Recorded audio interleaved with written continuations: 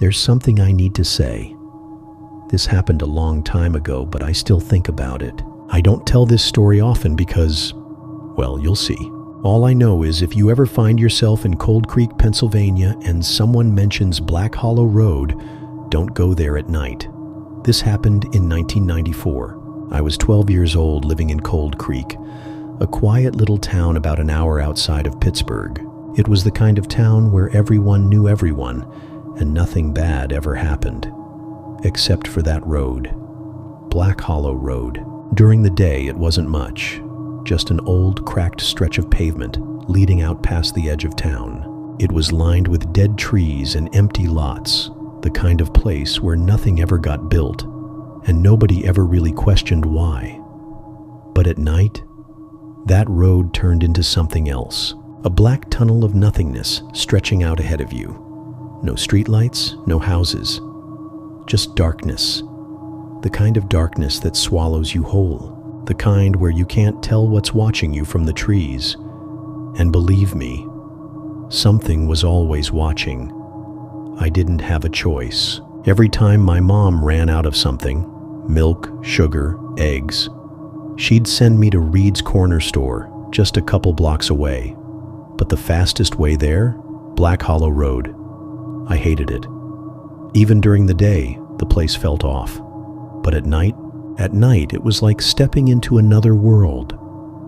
A world where the air felt too still, where the wind didn't move the trees, where the road ahead seemed to stretch farther than it should, and where, if you walked slow enough, you could almost hear breathing behind you. I tried telling my mom, "Take the long way if you want," she'd say, waving me off. "But it'll take twice as long." So I walked the dark road, and I never walked slow. I don't know when it started, the feeling that something was watching me. It wasn't like normal fear, like when you hear a noise and tell yourself it's just the wind. No, this was different. It was the kind of fear that sticks to your skin, that makes the air feel thicker, heavier. That makes you feel like if you turn around too fast, you might actually see something. And sometimes, I swear I did. Just out of the corner of my eye, shapes in the trees, not animals, not people, something else, something wrong. But when I turned to look, there was nothing there. At least, nothing I could see. It was always the same. I'd step onto Black Hollow Road, and the world behind me, the houses, the streetlights, the sound of life, would disappear. And ahead, just blackness. The silence was the worst part. No cars, no voices, not even the sound of crickets. It was like the whole world just stopped, like something was waiting. And every night I walked faster. Every night I told myself I was imagining things, until the night I wasn't. Because the night it almost got me. The night I knew I wasn't alone. That was October 3rd, 1994. And I'll never forget it. I remember every second of that night.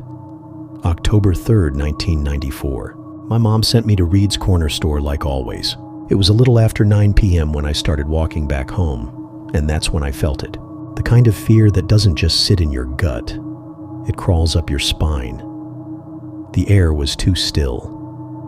The road ahead looked too long, and I knew, somehow, before I even heard it, I wasn't alone.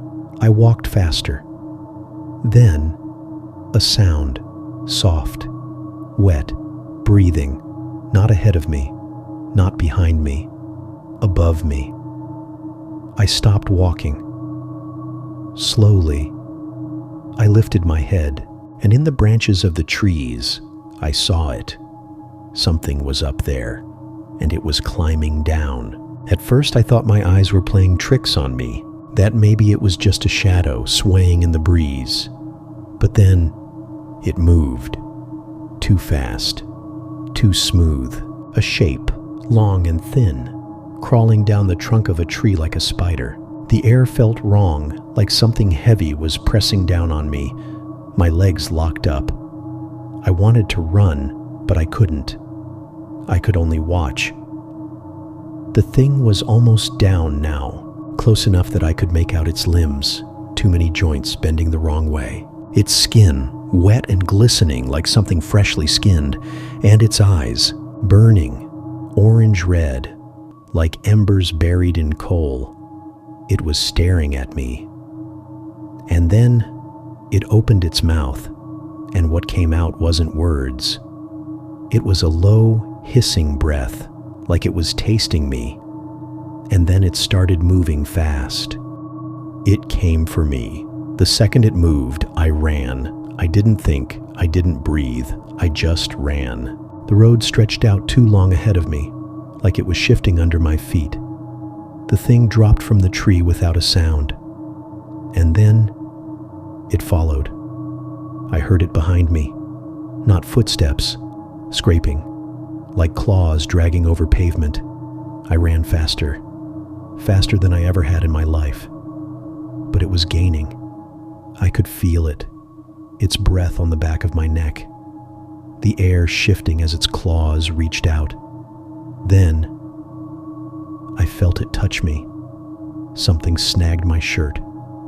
Not a grab, a rip, like something with claws had just barely missed sinking into my back. I screamed. I ran harder. My lungs burned. My legs felt like lead, but I could still hear it behind me, crawling, dragging, gaining. The road ahead was still too long, too dark. I wasn't going to make it. It was right behind me. Then I saw the lights, my street, my house. I threw myself forward, sprinting with everything I had left, and the second I hit the pavement of my driveway, the sound behind me stopped.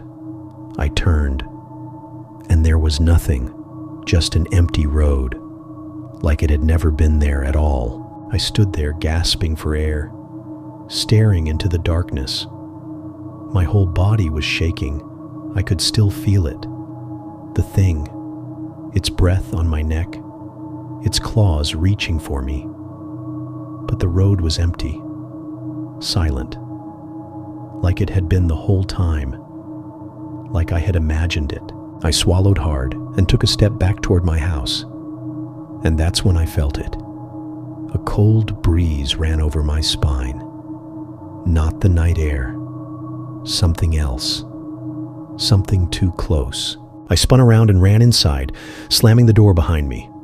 I stood there, waiting, listening, but nothing followed.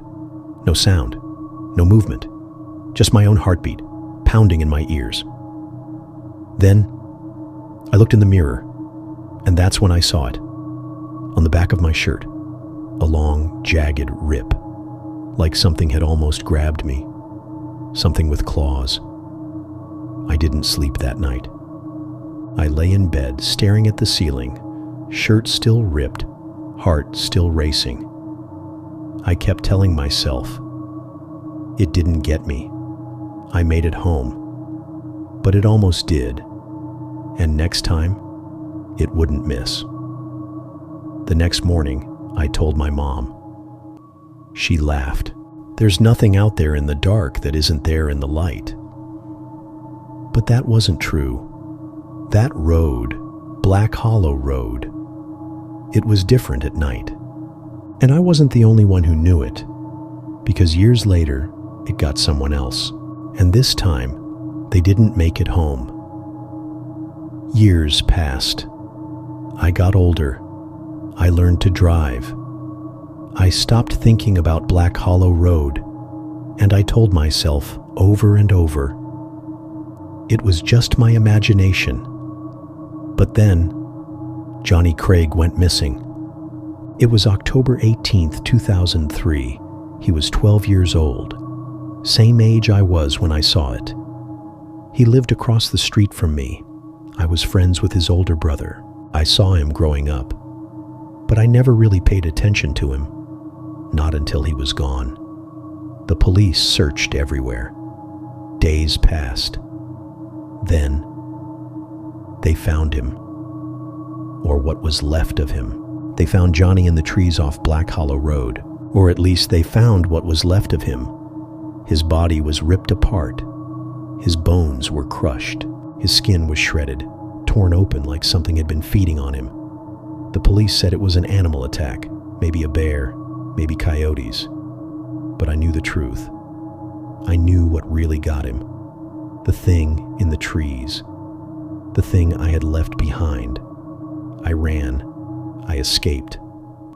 But Johnny Craig couldn't run fast enough. After Johnny Craig died, the town cut down the trees. They put up street lights. They made sure Black Hollow Road wasn't dark and lonely anymore. And for a while, people felt safe, like whatever was there was gone, like it had never been there at all. But I know better. That thing, it didn't die. It just moved on. To another road, another small town, a town like yours. And one night, some other frightened little kid is going to walk down that road, and it's going to be waiting, just like it was for me, just like it was for Johnny Craig.